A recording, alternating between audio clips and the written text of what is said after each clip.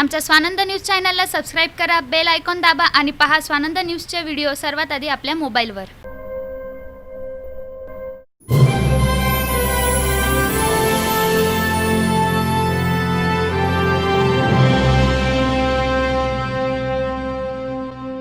उल्हासनगर महापालिकेचे भाजप नगरसेवक शेरी लुंड यांनी साई प्लॅटिनम या रुग्णालयात उपचार घेत असलेल्या कोरोनाग्रस्त महिलेचे बिल हे तिच्याकडून घेऊन त्याचबरोबर महात्मा फुले आरोग्यदायी योजनेअंतर्गत रुग्णालय प्रशासनाने घेतला असल्याचा भांडाफोड केला होता। काय म्हटले होते शेरी लुंड पाहूया। देखिए, ऐसा है कि मेरे पास एक कंप्लेंट आई जिसमें भारती माखीजा करके एक पेशेंट जो 16 तारीख को हमारे सत्य साई प्लेटिनम में एडमिट हुई, उन्होंने वहाँ पे फ़िलहाल 20,000 रुपया डिपॉजिट देकर एडमिशन लिया और योजना का भी अप्लाई उसी समय किया। तो उस योजना का 21 तारीख को योजना अप्रूव होके प्लेटिनम में आ गया। उसके बावजूद भी जब 24 तारीख को उन्होंने डिस्चार्ज लिया तो भी उनसे 50,000 रुपया लिया गया। तो मेरा कहना है कि डबल पैसा क्यों लिया जा रहा है? अगर योजना पास हो गई तो बात ख़त्म, फिर तो गवर्नमेंट से पैसा लेना है। अगर आप डबल पैसा ले रहे हो तो क्यों ले रहे हो? एक दूसरा 24 तारीख को इन्होंने वहाँ से डिस्चार्ज ले लिया क्योंकि उसकी महिला की हालत ख़राब हो रही थी। महिला की हालत ख़राब होने की वजह से उन्होंने वोकार्ड हॉस्पिटल में रात को 2:45 बजे वहाँ से डिस्चार्ज लिया और 25 स्टार्ट हो गई 12 के बाद, और 25 तारीख को शाम को 5:40 पर उस महिला की वोकार्ड हॉस्पिटल में मौत हो गई। तो देहांत होने के बाद 27 तारीख तक ये केस इनका योजना में दिखा रहा है कि अभी तक वो आदमी 26 को भी उनके पास इलाज ले रहा है और 27 तारीख का भी। तो मेरा प्लेटिनम हॉस्पिटल से कोई मतलब नहीं है। मेरे पास कंप्लेंट आई है, मैंने आपको बताया है। मेरा सिर्फ ये कहना है कि जल्द से जल्द इसकी इंक्वायरी होनी चाहिए और ये लीगल कमिश्नर को बाय एडवोकेट इन्होंने दिया है। तो मेरा सिर्फ बीजेपी की तरफ से ये मांग है कि जल्द से जल्द ये मामले का खुलासा हो और ऐसे कितने लोग हैं जिन्होंने योजना का फ़ायदा लिया है और कैश भी भरा है, ये पूरा मामला बाहर आना चाहिए और पूरे जनता के सामने आना चाहिए। मैं सिर्फ हमारे खासदार से ये अपील करना चाहता हूँ कि खासदार जी, आपको उल्लासनगर की जनता ने भरपूर वोट दिए हैं, भरपूर दिल से वोट दिए हैं। आपने उन्हें क्या दिया?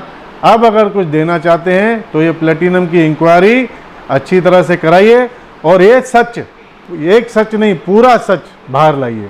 उस दिन ऐसा ही एक मामला हुआ था हमारे सामने। हमारे पत्रकार है चीना सोनावने जी है, उनकी मम्मी को हम जब प्लेटिनम हॉस्पिटल में लेके गए तभी उन्होंने ऐसा कहा था कि यहाँ पर योजना स्टॉप की गई है। तो इस विषय पर क्या कहेंगे आप? नहीं, योजना स्टॉप की गई है। ये पहले तो प्लेटिनम में इतने बड़े घपले हैं ना कि पहले तो कारपोरेशन का 18 लाख का अभी तक पता आता नहीं है। वो क्या हुआ वो पता नहीं है किसी को। वो भी कमिश्नर को सामने आना चाहिए कि 18 लाख रुपया लिया है नहीं लिया है। हमारे महापौर के सुपुत्र जी ने आपको चेक दिया है, उन्होंने उनको चेक दिया है, लेकिन वो कहाँ पे पहुँचा है अभी तक ये किसी को पता नहीं। और उसके बाद पहला ऐसा अनाउंस किया जाता है हमारे मंत्री साहब के थ्रू कि इस हॉस्पिटल में पूर्ण रूप से फ्री ऑफ चार्ज आप इलाज कराओगे। उसके बाद पैसे का मतलब ही नहीं आना चाहिए। जब हमारे माननीय मंत्री जी बोल रहे हैं उसके बाद भी अगर पैसा लेता है तो उसको पूरी शिवसेना के स्टाइल में उनको जवाब देना चाहिए कि मेरे बोलने के बाद तुम पैसा लेता कैसा है। उसके बावजूद भी वो पैसा ले रहा है, पैसा लेते जा रहे हैं। आखिर क्या हो रहा है? क्या हम इसका जवाब मुझे नहीं चाहिए, हमारी जनता को चाहिए। हमारी जनता को आप खुद ही बताएं कि ये सही है कि नहीं है। लुंड यांच्या आरोपानंतर सत्यसाई प्लॅटिनमचे सर्वेसर्वा सुजित पॉल यांनी काय स्पष्टीकरण दिले पाहूया। मैंने उनका प्रेस कॉन्फ्रेंस तो नहीं देखा है, बट मैं महात्मा ज्योतिबा फुले स्कीम के बारे में आपको बताना चाहूँगा कि महात्मा ज्योतिबा फुले स्कीम में होता कैसे काम। पहले बात है कि उल्लासनगर में सत्यसाई प्लैटिनम हॉस्पिटल जो है वो एक लौता हॉस्पिटल है जो कोविड के लिए महात्मा ज्योतिबा फुले स्कीम इधर चालू किया है।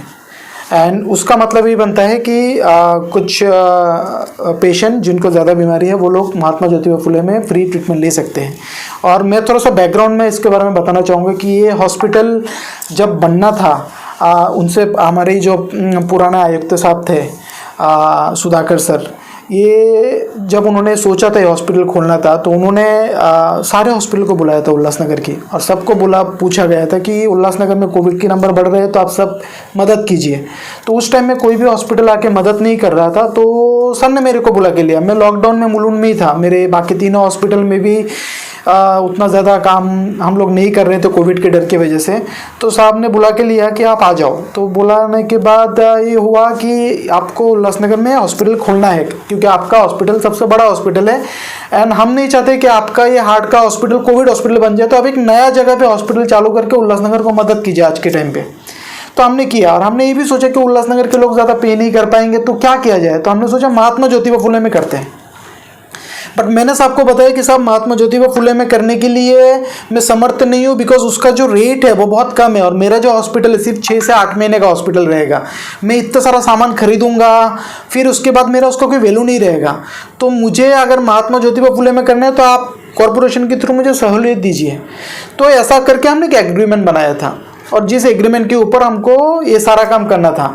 बट ऐसा हो गया कि मेरे को एक पॉलिटिकल गेम के बीच में फेंक दिया गया। इसके बाद सत्ता पक्ष एंड विपक्ष ऐसा हो गया। सबको लगने लगा कि सत्ता पक्ष इतना बड़ा काम कर रहा है तो उनको नहीं करने दिया जाए, या जो भी पॉलिटिक्स है, ऐसा कुछ पॉलिटिक्स आ गया। ये नहीं देखा गया कि एक हॉस्पिटल में कोविड पेशेंट का ट्रीटमेंट हो सकता है, या स्कीम चल सकता है, या पेशेंट को मुफ्त में ट्रीटमेंट मिल सकता है। ये सब नहीं देखा गया, जबकि ये देखा गया कि ये हॉस्पिटल को कैसे चलने ना दिया जाए, कैसे इस हॉस्पिटल के ऊपर प्रेशर करके इसको बंद करा दिया जाए।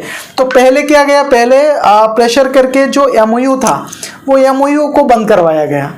मुझे कॉरपोरेशन से जो सहूलियत मिलनी थी वो सहूलियत ना दे पाए, उसके लिए कॉरपोरेशन को प्रेशर किया गया। फिर सारे सहूलियत बंद कर दिया गया। फिर इस हॉस्पिटल को एक प्राइवेट हॉस्पिटल बना दिया गया, जो पहले कॉरपोरेशन की सहूलियत वाला हॉस्पिटल होने वाला था, जिसमें ज्योतिबा फुले स्कीम चलने वाली थी। मगर इसके बाद क्या किया गया, कॉरपोरेशन के पूरा सहूलियत उठा दिया गया और मुझे ये स्कीम बंद करना पड़ा। नाउ स्कीम के बारे में बता दो। स्कीम में जो लोग अभी भी ट्रीटमेंट ले रहे हैं, कुछ लोग हैं जो ट्रीटमेंट ले रहे हैं, उसमें से एक पेशेंट था जो भारती मखीजा पेशेंट थे। अब स्कीम के बारे में मैं आपको बताना चाहूँगा। स्कीम में ऐसा है कि स्कीम में सिर्फ अप्रूवल मिलना, पैसा मिल जाना नहीं होता है। पहले हमको क्या पड़ता है, पहले हमको पेशेंट आने के बाद उसको एनरोल किया जाता है, उसके राशन कार्ड को पहले चेक किया जाता है बरोबर है कि नहीं, फिर उसका एनरोलमेंट होता है, फिर उसको प्री-ऑथ डाला जाता है। प्री-ऑथ डालने के बाद गवर्नमेंट क्या बोलते हैं, आप उसको ट्रीटमेंट करो। फिर हमारे पास आता है, उसका ट्रीटमेंट अपलोड करना पड़ता है सॉफ्टवेयर में कि हमने उसको क्या ट्रीटमेंट दिया। फिर ट्रीटमेंट अपलोड करने के बाद हमको उसका डिस्चार्ज समरी अपलोड करना पड़ता है। डिस्चार्ज समरी अपलोड करने के बाद उसका बिल अपलोड करना पड़ता है, और बिल अपलोड करने के बाद उसको क्लेम करना पड़ता है। फिर जाके 1.5 से 2 महीने बाद हमारे अकाउंट में पेमेंट आता है। भारती मखीजा केस में पेशेंट ने हमारे यहाँ पे डिस्चार्ज नहीं लिया, उसने डिस्चार्ज अगेंस्ट मेडिकल एडवाइस लिया। मतलब उनको हमारे यहाँ आगे का ट्रीटमेंट नहीं लेना था, उनको किधर और जाके ट्रीटमेंट लेना था। उस केस में महात्मा ज्योतिबा फुले में कुछ नियम होते हैं, मतलब पेशेंट जा रहा है तो उसकी फ़ोटो क्यों जा रहा है, वो सारा कुछ डॉक्यूमेंटेशन करके फिर पेशेंट को डिस्चार्ज करना होता है। बट इस केस में, भारती मखीजा केस में, पेशेंट को दूसरे हॉस्पिटल में जाना था, उनको जल्दी था या जो भी थी हड़बड़ी, वो प्रोसेस हुआ नहीं। उन्होंने बिल कैश में पे करके क्लोज किया। जब हमारी महात्मा ज्योतिबा फुले, हमारे जो स्टाफ को पता चला कि पेशेंट कैश में ट्रीटमेंट लेके गया है, तो हमने ज्योतिबा फुले स्कीम को एक लेटर दिया। ये ईमेल की फ़ोटो है, मैं चाहूँगा आप थोड़ा जूम करके देखें। इसमें देखिए लिखा हुआ है कैंसलेशन क्लेम। उसमें हमने लिखा है ये जो पेशेंट है इसका क्लेम कैंसिल कीजिए, पेशेंट जाते हुए डिस्चार्ज फ़ोटो वगैरह खींच के नहीं गया। ये देखिए डेट देखिए 27 तारीख, मतलब उन्होंने प्रेस कॉन्फ्रेंस कर लिया। हमको तो नहीं पता था ऐसा कुछ प्रेस कॉन्फ्रेंस लेंगे। हमने देखिए 27 तारीख, मतलब पिछले महीने में हमने मेल भेज दिया था कि बाबा इसका क्लेम कैंसिल कर दीजिए आप। तो इससे क्या है, क्योंकि हमें जब पेशेंट कोई कैश में पे करके जाता है, हमें क्लेम करने का अधिकार नहीं बनता। और पेशेंट जब डिस्चार्ज होता है या ट्रीटमेंट होता है, सॉफ्टवेयर में 15 दिन बाद क्लेम ओपन होता है। तो अभी जाके 1-2 दिन में क्लेम ओपन होगा। क्लेम ओपन होते ही हम उसको कैंसिलेशन डाल देंगे कि बाबा हमको ये पेमेंट नहीं चाहिए, बिकॉज पेशेंट कैश में ट्रीटमेंट लेके गया है, और पेशेंट जाते हुए जो महात्मा ज्योतिबा फुले की बहुत सारे फोटोग्राफ्स, हमें एविडेंस रखना होता है कि हमने उसको ट्रीटमेंट दिया, वो सारे फ़ोटो खिंचवा के नहीं गया। तो हमने इसका जो नॉर्मल प्रोसीजर है वो प्रोसीजर करके लिया। बाकी मैं आपको यही बताना चाहूँगा कि जब इस तरह की महामारी आती है ना तो कुछ कंस्ट्रक्टिव सोचा जाता है। जैसे एक हॉस्पिटल खोला गया कोविड पेशेंट को ट्रीटमेंट करने के लिए। अभी सत्ता पक्ष और विरोधी पक्ष ऐसा कुछ नहीं होना चाहिए महामारी में। महामारी में क्या होना चाहिए, सब लोगों को सोचना चाहिए कि ये नगर के लोगों को फ्री में ट्रीटमेंट कैसे दिया जाए। अगर एक प्राइवेट हॉस्पिटल महात्मा ज्योतिबा फुले में ट्रीटमेंट नहीं दे पा रहे तो कैसे दे पाए, वो सोच लानी चाहिए। महानगर पालिका को प्रेशर करनी चाहिए कि फ्री ट्रीटमेंट दिया जाए सब लोगों को। जो प्राइवेट हॉस्पिटल में जाकर ट्रीटमेंट ले रहे हैं उनको फ्री ट्रीटमेंट होना चाहिए। ऐसी सोच होनी चाहिए सत्ता विपक्ष सबकी, ना कि एक हॉस्पिटल को कंटिन्यूअस टारगेट बनाया जाए, उसको टॉर्चर किया जाए कि वो हॉस्पिटल ना चले। सबको लग रहा है कोविड खत्म हो गया, कोविड नहीं खत्म हुआ। अभी कॉन्टैक्ट ट्रेसिंग शायद कम हो रहा होगा, या शायद अभी जो गवर्नमेंट की पॉलिसी से जिस हिसाब से टेस्टिंग होनी चाहिए वो हिसाब से नहीं हो रही, इसलिए आपको कम केसेस दिख रहे हैं। यह साइकिल अभी तक नहीं बना लॉकडाउन खत्म होने के, क्योंकि 14 दिन लगते हैं लॉकडाउन खत्म होने के बाद नया साइकिल बनने में। तो ये सबको लग रहा है, लोगों को लग रहा है कोविड खत्म हो गया। कोविड नहीं खत्म हो, कोविड के लिए हॉस्पिटल की ज़रूरत है। एंड आगे जाके जो सेकेंड फेज या जो कहते हैं सेकेंड वेव ऑफ कोविड, वो आने से पहले अगर सब लोग तैयार हो जाए कि आगे की पेशेंट को फ्री में कैसे ट्रीटमेंट दिया जाए, मेरे ख्याल से वो बेटर सोच होगी, ना कि एक हॉस्पिटल को कंटिन्यूअस टॉर्चर किया जाए कि उन्होंने बहुत गलत काम किया कि उल्लासनगर में जब कोई हॉस्पिटल नहीं था आके एक हॉस्पिटल खोल के कोविड पेशेंट को ट्रीटमेंट करने की कोशिश की। सुजित पॉल यांनी केलेल्या स्पष्टीकरणातला दावा शेरी लुंड यांनी बोगस असल्याचे सांगण्यासाठी पत्रकारांसमोर पुरावे सादर करीत पालिका आयुक्तांकडे साई प्लॅटिनम या कोविड रुग्णालयांवर कारवाई करण्याची मागणी केली आहे। देखिए दिलीप जी, मैंने उस दिन स्पष्ट किया था कि जांच का मुद्दा है और जांच होनी चाहिए। अब तो ये जांच नहीं है तो प्रूफ हो रहा है सामने कि खुद मिस्टर पॉल जो मेरे अच्छे मित्र हैं, पर जब हमारे पहले उनको मैं क्लियर कर देना चाहता हूँ आपको ये सब बताने के लिए कि सत्ता और विपक्ष हमेशा जब भी जनता के ऊपर कोई चीज़ आती है तो हम लोग साथ में मिलकर काम करते हैं और इतने टाइम से करके आ रहे हैं। कमिश्नर साहब ने आपको जो बोला या बुलाया और कोई सामने नहीं आया तो आपको लूटने का लेसन नहीं दिया उन्होंने आपसे मदद मांगी, आपने मदद की, इसके लिए हमने आपको अप्रिशिएट भी किया।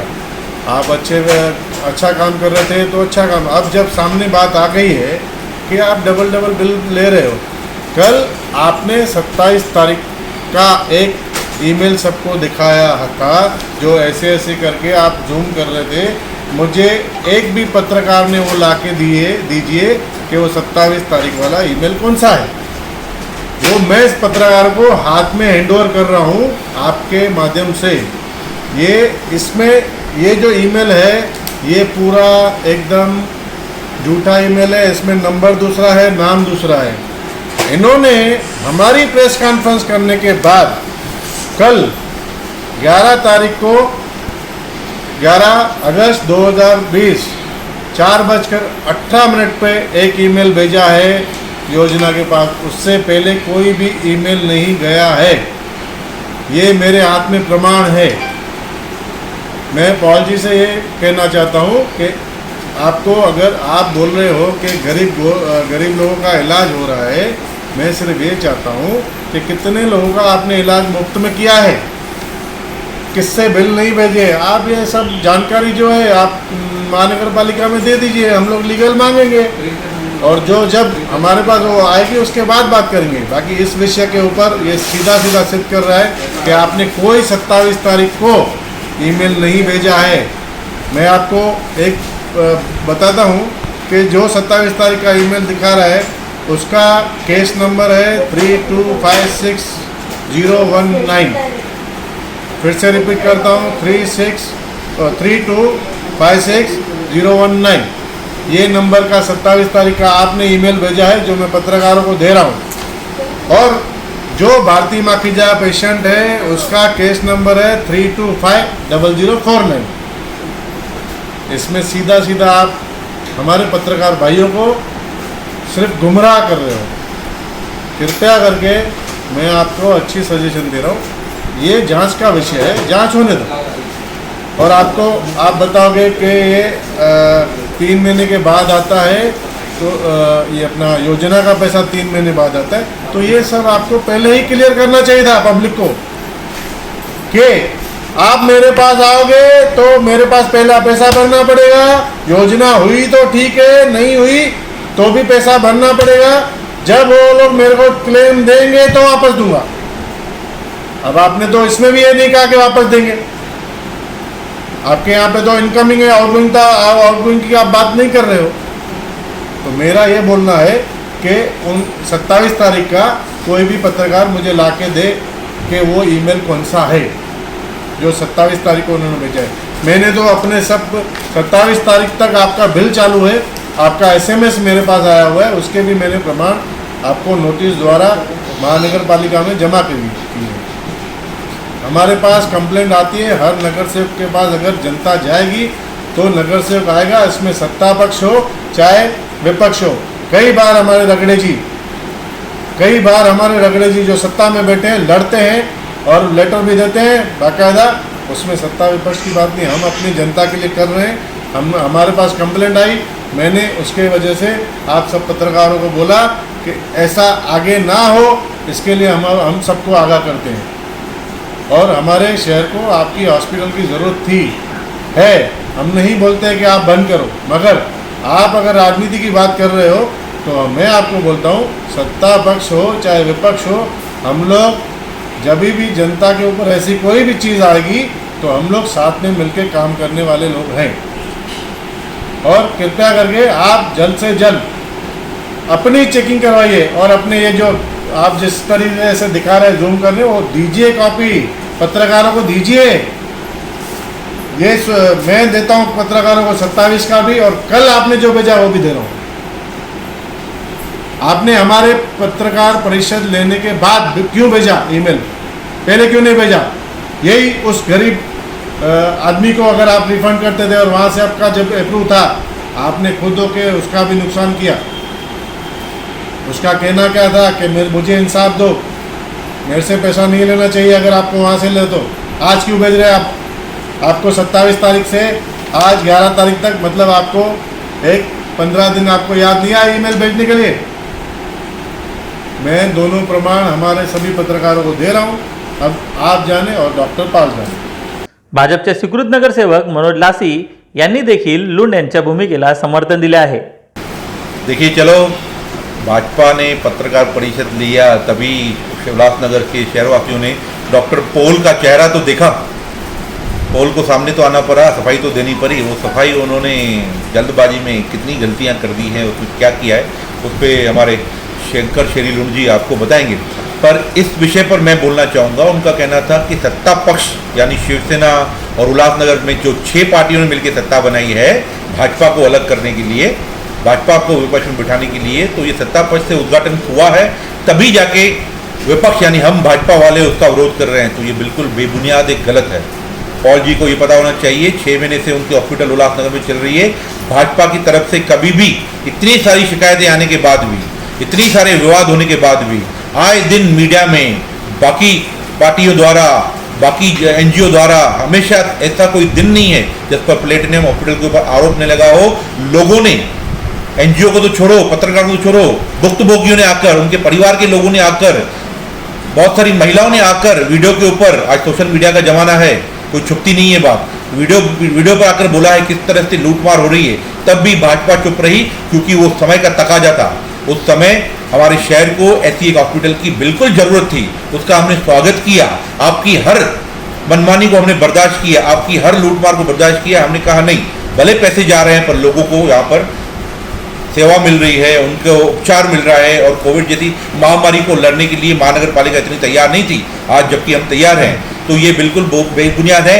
आज जब हमने देखा कि आपने लोगों को तो लूटा है, उपचार करने वाले बेचारों को जो परेशानी में थे, मजबूरी में थे, उनको तो लूटा है, उनकी जान बचाने के बहाने, उनको स्वस्थ करने के बहाने, पर आप सरकार को भी लूट रहे हो। तो ये जो मनमानियाँ, ये जो आपकी जो लूटमार की खबरें हम तक पहुंची और लोगों ने भेजी और उसके प्रमाण हमको मिले, तभी विपक्ष में होने के नाते भारतीय जनता पार्टी विपक्ष में, तो विपक्ष की भूमिका नहीं निभाएगी तो क्या आपकी गुण गाएगी? तो ये जो आप आरोप लगा रहे हैं कि भाजपा इस चीज को बंद कराना चाहती है, अगर भाजपा चाहती तो जब हमारे देवेंद्र फडणवीस जी उल्लासनगर का दौरा करने आए थे तभी आपके हॉस्पिटल में लेके आ सकते थे। भाजपा चाहती तो बहुत सारे हमारे नेता किरीट सोमैया जी, बाकी नेता हमारे शहर में आए थे, हम आपकी लूटमारी की खबरें दे सकते थे, उनको लोगों की वीडियो दिखा सकते थे, पर भाजपा ने राजकारण नहीं किया। भाजपा ने उस वक्त की समय की उसकी मर्यादा को देखते हुए, समय की उस मांग को देखते हुए इस हॉस्पिटल की सब मनमानियां बर्दाश्त की। आज जब सब पेशेंट भी कम हो गए हैं, बीमारी भी कम हुई है, उल्लासनगर में पेशेंट भी कम आ रहे हैं, उसके बाद भी आपकी लूटमारी न सिर्फ मरीजों से पर सरकार को भी लूटेंगे आप MGP योजना के तहत, तो उसको भाजपा बर्दाश्त नहीं करेगी। मॅक्झी लाईफ या रुग्णालयावर कारवाईची नोटीस बजावणारी महापालिका ही सत्यसाई प्लॅटिनम या रुग्णालयाच्या बाबतीत संभ्रमाच्या भूमिकेत दिसून येत आहे। आकाश सहाने, स्वानंद मीडिया, उल्हासनगर। आमच्या स्वानंद न्यूज चॅनलला सबस्क्राईब करा, बेल आयकॉन दाबा आणि पहा स्वानंद न्यूजचे व्हिडिओ सर्वात आधी आपल्या मोबाईलवर।